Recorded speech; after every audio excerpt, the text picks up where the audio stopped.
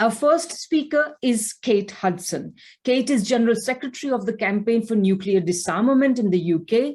She has held that post since September 2010, having previously been chair of the campaign since 2003. She's a leading anti-nuclear and anti-war campaigner nationally and internationally. She's also the author of a very important history of CND, the Campaign for Nuclear Disarmament, which is entitled CND Now More Than Ever, the Story of the Peace Movement. So Kate, please go ahead. Thanks very much, Radhika, and thank you for that very comprehensive and useful overview.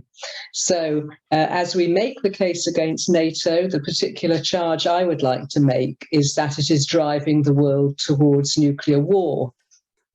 When NATO leaders met last month for an emergency meeting to discuss Russia's invasion of Ukraine, they responded with the continuation and intensification of NATO's policies of the last 30 years, which of course have done so much to foment the current catastrophe in Ukraine.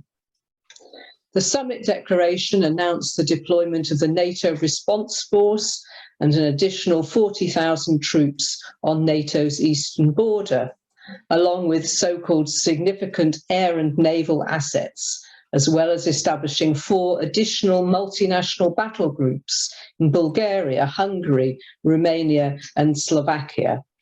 And they're also accelerating plans for a new strategic concept document due to be unveiled at the next NATO summit in Madrid in June.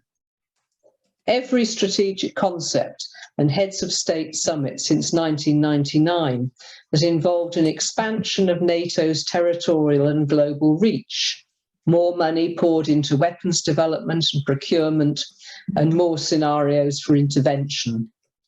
Through this unfolding process, NATO has undertaken its massive expansion into being a global force. In 2019, it even declared space to be an operational domain. Its summit last year expanded NATO's orientation to the Asia-Pacific, specifically to confront China. It also reinforced the so-called open door policy, the pursuit of expansion that is causing so much trouble.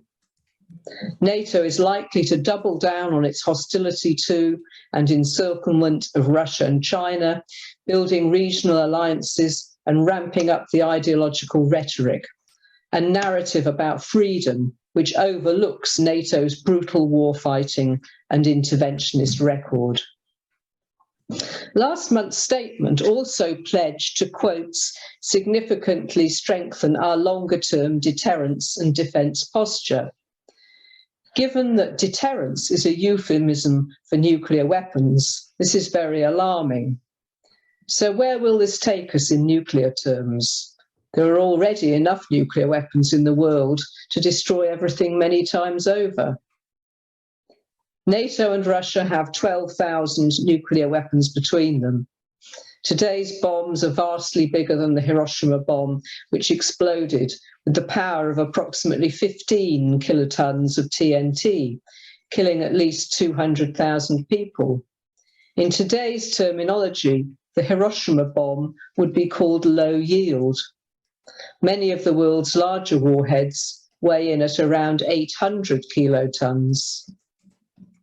The US also has around 150 free-fall nuclear bombs, in other words, they're dropped from planes, located across Europe and assigned to NATO. They are currently being modernized, and these weapons have a variable yield up to 170 kilotons, and they allow for both strategic and tactical use, in other words, long and short range. In the event of a nuclear exchange over Ukraine, I think these are the most likely to be used, certainly to start off with. The very bad news from last week is that these weapons are now likely to be brought back to Britain. 110 were removed in 2008. So this is a major escalatory step, bringing more NATO nukes into Western Europe. Our worst fear in the 1980s was that a Soviet nuclear Soviet-NATO nuclear war would be fought in Europe, and that was when millions mobilized against cruise and Pershing missiles. That is now a very real risk once again. Another increasing danger is presented by policies on nuclear use.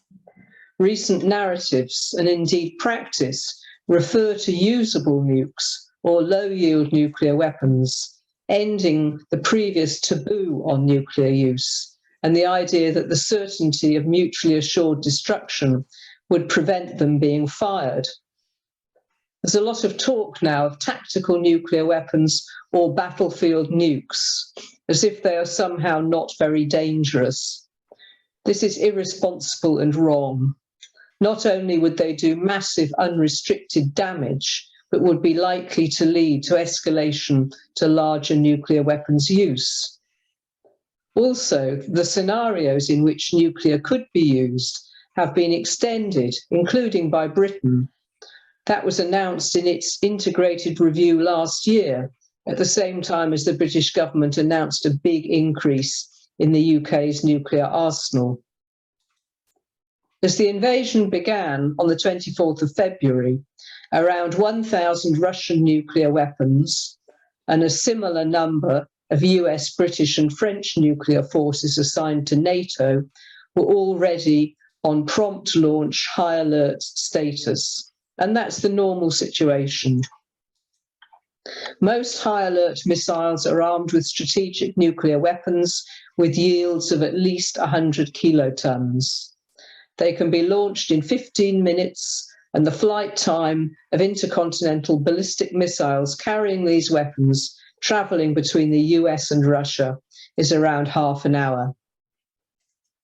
So what is the possibility of the Ukraine war turning nuclear? If the war expands into a direct conflict between NATO and Russia, then it becomes a likelihood rather than a possibility. A no-fly zone is the most rapid route to nuclear war. Breach of a NATO-imposed no-fly zone over Ukraine would lead to a direct Russia-NATO war. Moving of heavy weaponry into eastern Ukraine can have the same consequence, and senior military figures warn that this can lead to World War III. The war has already altered the political balance in Europe and is accelerating its militarization. This will have a profoundly negative impact on our societies, engendering a culture of violence and nationalism. For years, there had been talk of the increasing militarization of the EU, encouraged by the US, basically to input more resources into NATO. But in fact, there had been little progress. But now that has changed. Germany, for example, has undertaken a huge about turn towards war and militarism.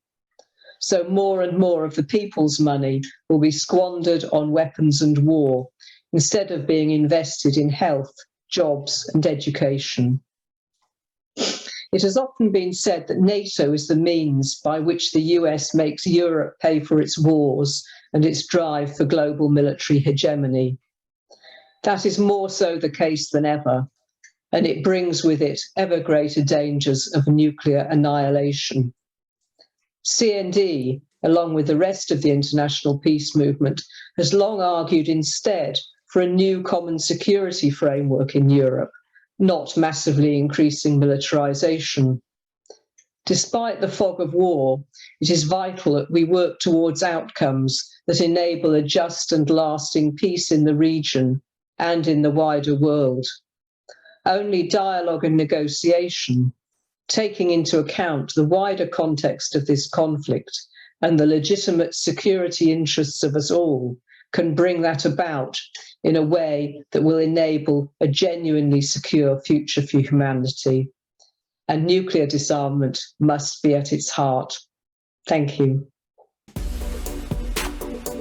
I'm Michael Hudson. I'm appearing here for the International Manifesto Group.